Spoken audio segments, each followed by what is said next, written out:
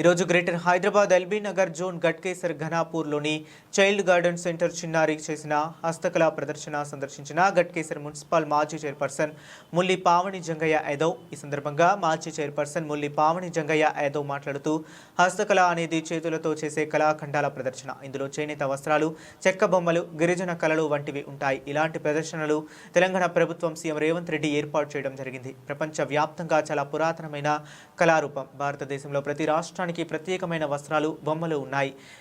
కొండపల్లి బొమ్మలు, దేవుని ప్రతిమలు, గాజులు లాంటివి తయారు చేసి వారి కళ ఇలా అందుబాటులో తీసుకువచ్చారని, ఉపాధ్యాయులు సైతం చిన్నారులకు ట్రైనింగ్ ఇవ్వటం జరుగుతుందని తెలుపుతూ అనంతరం చిన్నారులకు బిస్కెట్, చాక్లెట్లు ఇవ్వటం జరిగిందని తెలిపారు. ఈ కార్యక్రమంలో మాజీ కౌన్సిలర్ కడుపుల మల్లేష్, ఎస్ఐ హీనా, యూత్ అధ్యక్షులు బొక్క సంజీవ్ రెడ్డి, ఉపాధ్యాయులు, విద్యార్థులు తదితరులు పాల్గొన్నారు.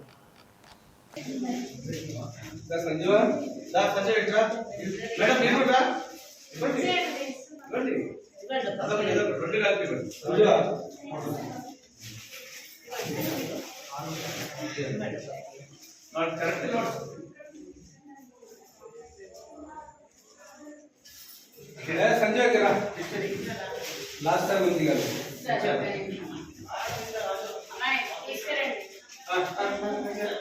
इसे रियल है अन्य वाला है